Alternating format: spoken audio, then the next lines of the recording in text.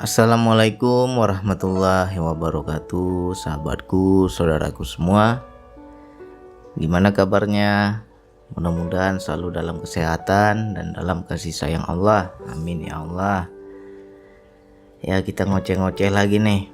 Mudah-mudahan teman-teman, saudaraku nggak bosan ya. Kalau lagi ada daya ya kita ikuti. Jadi ini ada sebuah pertanyaan dari Bunda Tar. Tapi ini panjang nih pertanyaannya ini. Jadi saya bacakan aja ini pertanyaannya biar lebih cepat ya. Assalamualaikum warahmatullahi wabarakatuh Bang Andi. Salam santun dan sambung rasa Bang. Saya mau bertanya Bang, apakah doa di dalam hati itu akan didengar Allah? Misalkan kita sedang beraktivitas, entah itu masak atau nyuci, lalu timbul doa di dalam hati, selalu ingat Allah dan kuasanya. Ketika kita sedang mengalami kesulitan, apakah Allah akan mengabulkan doa-doa seperti itu Bang? Kadang ketika kita minta tolong, tak ada orang yang bisa menolong kita. Lalu timbul doa dalam hati, kapan ya Allah saya bisa menolong orang yang membutuhkan itu?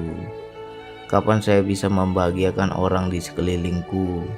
Sering sekali doa-doa seperti itu hadir di setiap aktivitas Bang. Apakah itu artinya saya sudah sadar Allah Bang? Ya, ini poin pertama ya. Poin yang kedua, saya sudah bisa memahami segala suara-suara di dalam diri ya, yang gak ada suaranya, tapi saya paham itu perintah Allah. Ya alhamdulillah kalau sudah bisa seperti itu. Yang kedua, sudah bisa memvibrasi suami.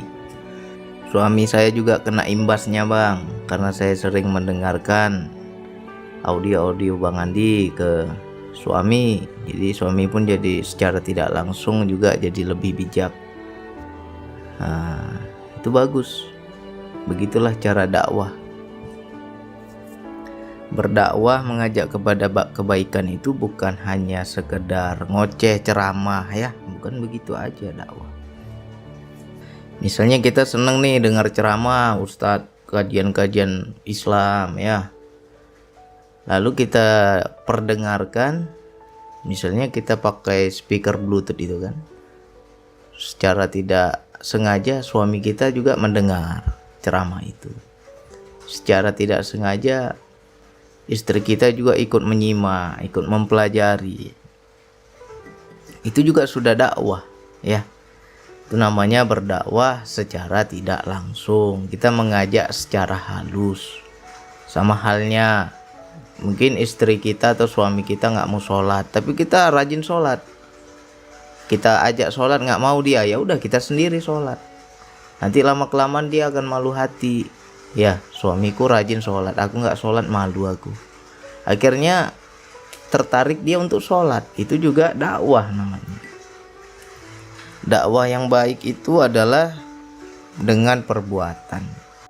Jadi kita harus melakukan dulu, baru kita bisa mengajak orang-orang di sekeliling kita. Itu namanya vibrasi ya. Ketika kita energi kita ke Allah kuat, akan memvibrasi orang-orang di sekitar kita. Ya banyak-banyak bersyukur, istiqomah terus ya, latih terus DN-nya pelan-pelan. Lalu kita kembali kepada pertanyaan yang pertama mengenai doa tadi, apakah didengar Allah Bang? Ya, apakah doa saya itu didengar Allah? Apa tadi ya? Apakah Allah akan mengabulkan doa-doa itu Bang? Apakah Allah akan mengabulkan? Jadi kita harus memahami kenapa terkadang doa kita cepat dikabulkan Allah, terkadang juga lambat dikabulkan Allah. Biasanya doa-doa yang cepat terkabul itu kita di situ ada rasa. Dalam berdoa ada rasa. Makanya makbul dia, cepat nyampe dia. Bukan berarti Allah nggak dengar ya. Kenapa ya Bang tiap hari aku doa, kok Allah nggak dengar Bang? Kok Allah nggak jawab Bang? Yang benar adalah Allah tidak menjawab, bukan berarti Allah tidak mendengar ya. Sejatinya dia maha mendengar, maha mengetahui segala isi hati. Dan bisa juga terkadang Allah menjawab, cuman kita nggak paham bahwa Allah menjawab. Ya, doa yang Allah tidak jawab biasanya permintaan kita itu ada keburukan. Ya, kita yang sesuatu yang kita anggap baik padahal buruk bagi kita. Di situ Allah nggak jawab, karena Allah sayang sama kita. Ini hambaku, kalau ku kasih permintaannya, ku kabulkan permintaannya, malah tambah celaka dia. Akhirnya Allah tidak memberikan permintaan kita. Nah, itu nggak dijawab karena bentuk kasih sayangnya. Jadi kita harus selalu prasangka baik kepada Allah ketika doa kita tidak makbul. Karena ayatnya kan ada kan, bisa jadi sesuatu yang kamu sukai padahal itu buruk bagimu. Bisa jadi sesuatu yang kamu benci padahal baik bagimu, ya. Jadi kalau doa kita nggak dikabulkan Allah, berarti permintaan kita itu nggak baik, ya gitu aja. Karena kalau dikabulkan jadi buruk sama kita, ya. Lalu bagaimana bang doa-doa yang dikabulkan sangat cepat? Nah, itu biasanya ketika kita berdoa itu ada sambung hati, ada sambung rasa, ada rasa butuh. Makanya orang-orang yang berdoa di saat kepepet di situ makbul. Kenapa? Ya nggak ada lagi yang bisa tolong, ya Allah, nggak ada lagi yang bisa tolong, ya Allah, kecuali Engkau, ya Allah. Jadi butuh kita itu kepada Allah, dan ketika kita betul-betul butuh kepada Allah, di situ Allah tunjukkan kuasanya, dimakbulkannya doa kita, ya. Jadi kalau ditanya apakah doa di dalam hati tadi boleh bang? Ya boleh, silakan dalam keadaan apapun juga. Selalulah kita berinteraksi, selalulah kita berkomunikasi dengan Allah. Ya, apapun yang kita pandang di gerak-gerik kehidupan, ya kita ajak Allah bicara. Maha berkata-kata dia, ya kan? Nah, tinggal kita bagaimana bisa memahami atau tidak. Jadi di situ kita harus pahami, ada doa yang cepat makbul, ada doa yang nggak makbul. Ada sebabnya itu. Ya, biasa kita berdoa itu kurang rasa butuh. Mungkin butuhnya betul butuh ini, tapi adabnya yang kurang. Iya kan? Sama halnya kita pinjam duit sama teman kita. Iya kan? Kita ngutang ini sama teman kita. Kita memang benar butuh. Tapi kalau adab kita nggak bagus, kira-kira teman kita ngasih nggak? Pasti nggak ngasih. Jadi adab juga penting. Dalam berdoa itu jangan memaksa Allah. Ya, terkadang kita minta doa, tapi maksa. Nah, di situ Allah juga enggan mengabulkan. Ya, bisa juga karena adab kita yang nggak bagus. Ada lagi doa yang makbul bang, ketika kepepet. Kenapa ya bang? Sering makbul ya karena di situ ada sambung rasa. Ya, sama juga seperti orang terzolimi kan ada kita sering dengar. Hati-hati dengan doa ya orang yang terzolimi. Itu tembus. Kenapa tembus? Ada rasa. Ya, ketika dia sakit hati, ketika dia terluka, ketika dia sedih, mengadu dia sama Allah. Ya, butuh dia sama Allah. Makbul itu, tembus. Makanya hati-hati kita.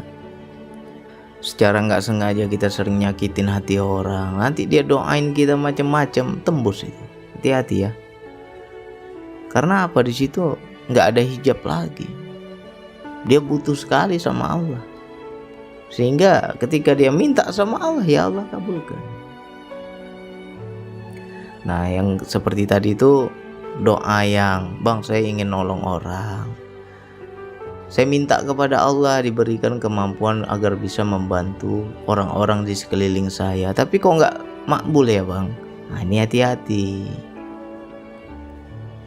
Banyak permintaan seperti itu jarang makbul. Kenapa jarang makbul? Karena di situ ada nafsu kita. Ya, ada nafsu kita. Coba perhatikan. Misalnya saudara kita, adik kita, orang tua kita, atau orang-orang dekat di sekitar kita butuh bantuan dan kita ingin sekali menolong tapi nggak mampu. Di situ ada nafsu.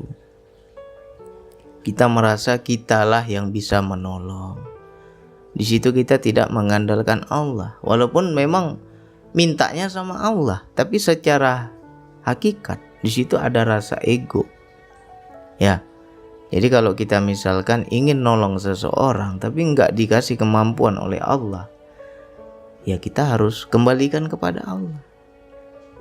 Ya Allah, percayakanlah aku sebagai perantaramu ya Allah.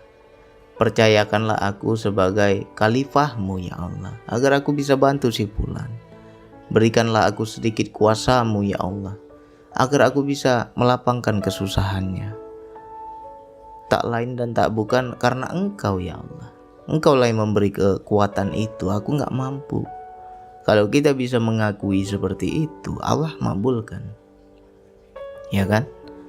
Jangan sampai kita di situ diri kita yang istilahnya sok pahlawan ya. Aku ingin tolong si fulan, aku ingin bantu si fulan. Adikku sendiri susah bang, mau ditolong bang, tapi gak bisa. Gak ada kekuatan kita, gak ada kemampuan kita. Di situ kita jadi susah. Itu nafsu. Banyak orang nggak paham ini. Ya, nafsu. Kita inginnya adik kita itu lepas dari masalah. Kita inginnya adik kita itu tertolong, ya kan? Kita nggak mau dia susah. Nah, tapi Allah berkehendak dia susah. Masa kita mau lawan kehendak Allah? Nggak bisa. Ya. Jadi di situ ada rasa sedih, ada rasa kecewa, ada rasa gimana lah ya. Di mana pertolongan Allah nih? Aku udah doa tiap hari kok nggak datang. Kan bertanya-tanya kita, ya kan? Jadi kebanyakan doa yang seperti itu jarang makbul, karena ada ego kita, ada nafsu kita, dan di situ kita memaksa Allah, ya kan? Tapi kita tidak berserah kepada Allah. Beda loh orang yang maksa dengan berserah. Ya Allah, adikku susah. Ini contoh aja ya. Adikku susah atau kakakku susah. Aku ndak tolong dia ya Allah. Aku lihat dia kasihan ya Allah. Aku berserah padamu ya Allah. Berikan aku kekuatan agar bisa menolongnya. Kalau kita seperti itu namanya berserah ya. Tapi kalau kita doanya ngotot, ya Allah kasih aku kekuatan, kasih aku kemampuan, biar aku bisa tolong si fulan. Tapi itu ngatur namanya. Mungkin bahasa sama, tapi rasanya beda. Ya, kalimatnya mungkin bisa sama, doanya sama, tapi rasanya yang beda. Ya, jadi kita harus kenali lagi. Kalau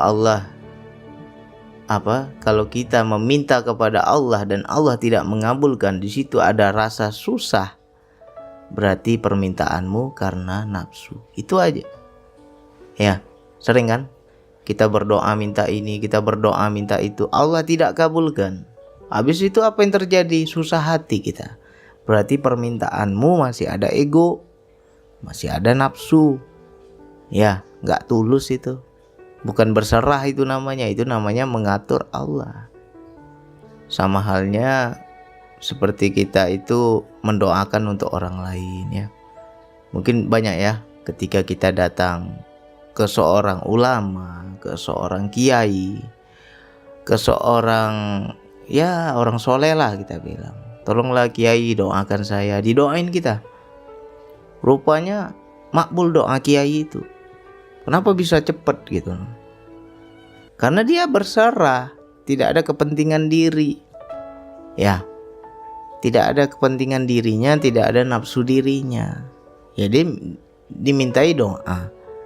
Ya berarti perintahnya apa ya? Mendoakan. Dia paham perintah. Akhirnya dia mendoakan tulus karena Allah, makbul. Ya. Tapi cobalah kiai atau orang soleh itu berdoa untuk dirinya sendiri, ya itu jarang makbul itu. Untuk orang makbul, tapi kalau untuk diri sendiri jarang makbul. Ya, kenapa gitu? Apa ketika dia mendoakan muridnya, mendoakan orang-orang yang datang padanya, sebentar aja makbul itu, karena tidak ada kepentingan diri. Nah, ketika dia meminta untuk dirinya, di situ rupanya bercampur nafsu. Ya, Walaupun kelasnya kiai lah. Ini bagi yang paham akan mengerti wilayah ini. Ketika dia meminta, ya Allah aku doa untuk orang lain kok enak ya Allah, cepat kali sampai dan cepat kali engkau jawab. Tapi ketika aku berdoa untuk diriku, kok engkau nggak kasih ya Allah. Nah di situ Allah ngomong tuh, aku minta pakai nafsu, kau atur-atur pula aku, katanya. Ya. Nah, jadi itu aja kita memahaminya. Kalau berdoa kepada Allah, hatimu ketika dikabulkan atau enggak dikabulkan, hatimu biasa aja. Dikabulkan kita akan bersyukur. Kita akan semakin yakin pada kuasa Allah. Ketika tidak dikabulkan, kita tidak susah. Itu tandanya permintaan kita ya zero. Tapi ketika kita sudah minta susah, kok nggak datang ini pertolongan Allah. Aku udah berdoa, aku udah sungguh-sungguh minta, kok nggak datang juga, kok nggak dijawab juga. Ya, bisa jadi Allah Maha tahu ya. Yang pertama sesuai ayat tadi, permintaan kita itu nggak baik. Allah Maha tahu ke depannya. Kalau ku kabulkan, celaka dirimu. Makanya aku nggak kabulkan, kata Allah. Aku sayang padamu, nggak ku kabulkan. Atau bisa jadi permintaan kita karena nafsu. Disitulah timbul susah hati. Di situ timbullah rasa kecewa. Di situ timbullah Allah ini di mana? Ya kan? Kok doaku nggak didengar? Kok Allah tidak menjawab doaku? Allah di mana sekarang? Padahal sekarang aku lagi terjepit, aku lagi susah, aku lagi butuh. Tapi kok nggak datang pertolongan Allah? Itu tandanya engkau meminta dengan nafsu. Itu tandanya engkau berdoa bukan berserah tapi mengatur Allah. Ya, walaupun kita doanya untuk orang ya, seperti tadi itu. Bang, saya mau tolong adik saya, mau tolong orang-orang sekitar saya, tapi Allah nggak kabulkan, bang. Nah, kalau hatimu susah berarti kau meminta dengan nafsu. Begitu aja. Ya.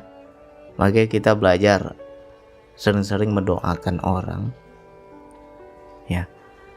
Doakan orang itu jangan sampai ada kepentingan diri. Ya. Kebanyakan kita mungkin mendoakan anak kita, mendoakan orang tua kita, mendoakan adik-adik kita, orang-orang terdekat di sekitar kita. Di situ kan masih ada kepentingan diri. Kan beda kan kita mendoakan orang dekat dengan orang jauh, itu kan beda. Ya. Ya, jadi mudah-mudahan ini bisa dipahami untuk saudaraku, sahabatku yang lain. Ya, kita harus membaca lagi nih. Aku meminta karena apa? Ya. Saya udah rasa lah, ya kan? Banyak itu sahabat saya. Ketika jumpa saya jemputnya pakai mobil rental ya. Setiap saya datang ke Medan jemput pakai mobil rental. Akhirnya saya doakan, sekali lagi kalau saya datang pakai mobil sendiri ya, jangan rental-rental lagi. Rupanya bener, nggak sampai 3 bulan beli mobil ya. Ya. Tapi kalau saya minta sama Allah, ya Allah berikan aku mobil, nggak dapat sampai sekarang. Ya kan? Nggak dapat sampai sekarang. Tapi untuk orang lain manjur. Ya, ada yang minta doa biar begini biar begitu, jadi. Tapi ketika kita minta, ya Allah aku butuh ya Allah, kali ini aku minta untuk diriku ya Allah. Kemarin aku doain untuk orang, tapi kali ini untuk diriku, nggak dijawab semua, malah diceramahi kita. Ya, bagi teman-teman yang sudah paham bahasa kalam, ya coba belajar berinteraksi. Kalau kita bertanya kepada Allah, mengajak ngobrol Allah, ya. Apalagi dalam doa itu kan ngobrol. Ya Allah aku begini, aku begitu, aku minta ini, aku minta itu. Coba dengarkan apa yang Allah jawab. Ada jawaban itu, kontan itu, cepat dia jawab. Cuman tergantung kita bisa dengar atau tidak, kita bisa paham atau tidak, ya.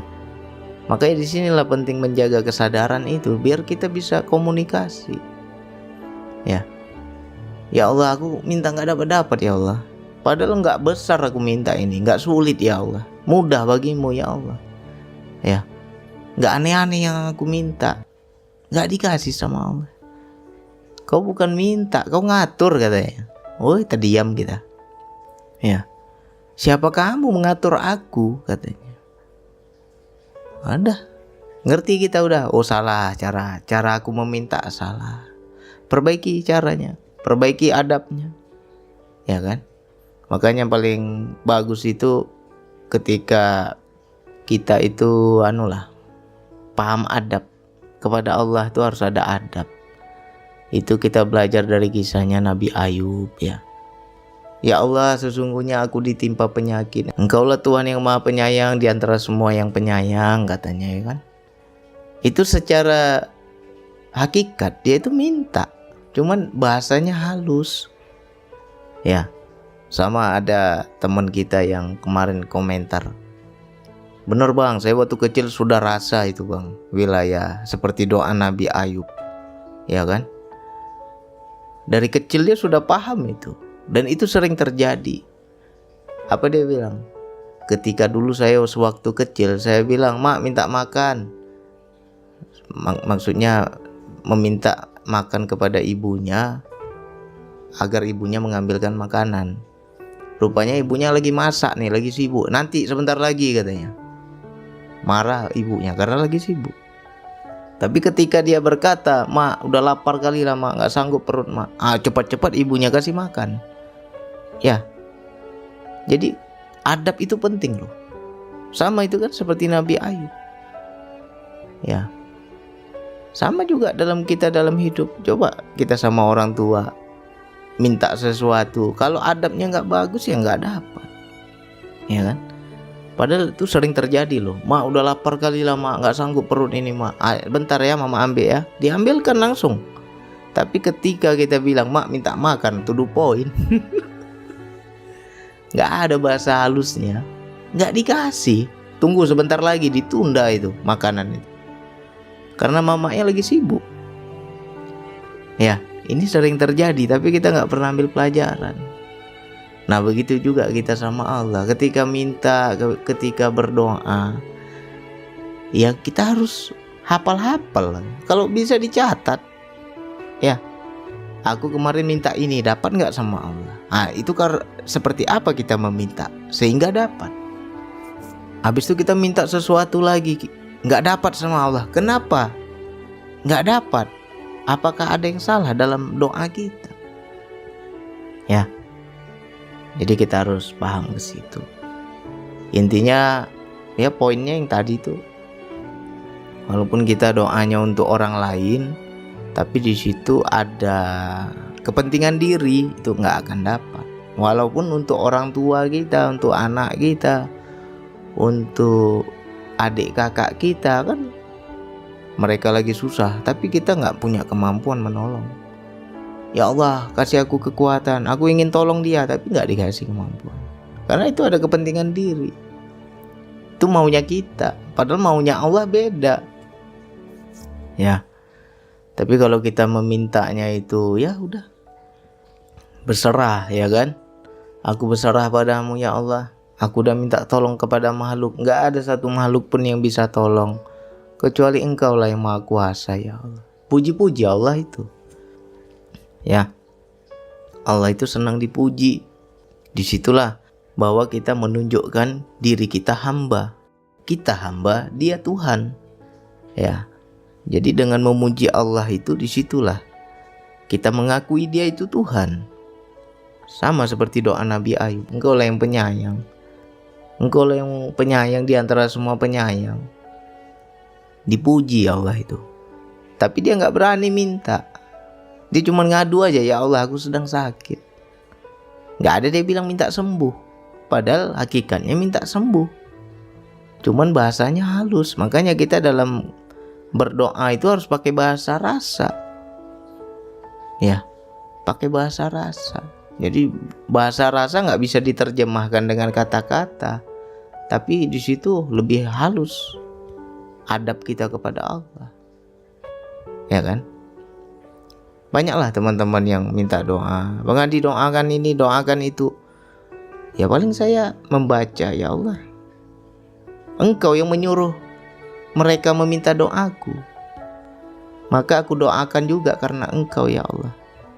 Kalau Engkau kabulkan, ya sejatinya Engkau juga semua itu, bukan karena doaku, bukan karena ampuhnya doaku, tapi karena Engkau hendak memberi kepada orang itu. Mungkin syariatnya Engkau suruh dulu minta padaku. Di situ zero kan, nggak ada kepentingan diri saya ya. Tapi ketika besok saya minta, ya Allah aku butuh ini, aku butuh itu, malah dimarahin saya. Dimarahin ya kan, ngatur pula kau sekarang katanya ya. Kalau bahasa Medan begitulah, ngatur pula kau. Kenapa aku kasih begini kau mintanya begini, nggak terima kau yang itu katanya. Ya udah, malu kita sama Allah, nggak berani lagi minta macam-macam ya. Nah jadi mudah-mudahan ini bisa paham. Teman-teman yang lain juga harus belajar adab ya. Adab kepada Allah itu penting. Itu juga menjadi syarat makbulnya doa. Banyak doa kita nggak makbul karena apa? Adab tak ada ya. Sudah adab tak ada, yang kedua ego pula dalam meminta, nafsu pula dalam meminta, maka yang nggak makbul ya kan. Nah, terus baca lagi, ketika kita minta itu hati kita susah nggak? Ketika belum dikabulkan, susah aku bang, dah capek aku minta sama Allah, nggak dapat sampai sekarang. Berarti kau minta karena nafsu itu, salah kau mau minta itu ya. Tapi kalau kita udah minta sama Allah ya sudah, nggak ada kepentingan diri kita, nggak ada nafsu kita, nggak ada keinginan kita. Sejatinya yang menyuruh berdoa juga Engkau ya Allah. Aku paham ya Allah, sejatinya Engkau hendak memberi kepada aku, tapi kau suruh dulu aku minta, kau suruh dulu aku berdoa ya. Ada juga loh hakikat doa itu dari Dia ya kan. Ya Allah aku kepingin sesuatu ya Allah, akhirnya aku berdoa padamu ya Allah. Begitu aku berdoa Engkau kabulkan ya Allah, berarti kan sejatinya dari Dia itu. Cuman disitulah Dia hendak tunjukkan Dia Tuhan, Dia hendak tunjukkan Dia yang kuasa. Minta dulu sama aku, jangan kau minta sama yang lain, aku kasih ya kan. Akhirnya kita berdoa pada Allah. Begitu berdoa besok makbul. Di sebalik doa juga ada Dia ya. Tapi hati-hati, jangan sampai kita merasa hebat kali doa kita ini ya. Ini bagi orang yang suka dimintai doa ya, mudah-mudahan paham ini. Sudah syekh kita, sudah kiai kita, sudah ulama kita, sudah guru kita, datang murid kita minta doa, sering makbul. Besok-besok jadi pula kita itu berhala diri ya. Oh itu si fulan tuh doa karena doaku itu. Hati-hatilah, di sebalik doamu juga ada Allah ya. Jadi jangan senang kita kalau ada orang minta doa, jangan senang, harus waspada. Aku takut ya Allah, orang minta doaku makbul, besok datang lagi minta doaku makbul. Aku takut yang Dia pandang aku bukan Engkau lagi ya Allah. Itu orang yang paham ya. Aku takut besok-besok orang akan mengandalkan diriku, sikit-sikit minta doa diriku, sikit-sikit datang kepada aku minta doaku. Gak ada lagi orang ke Allah ya.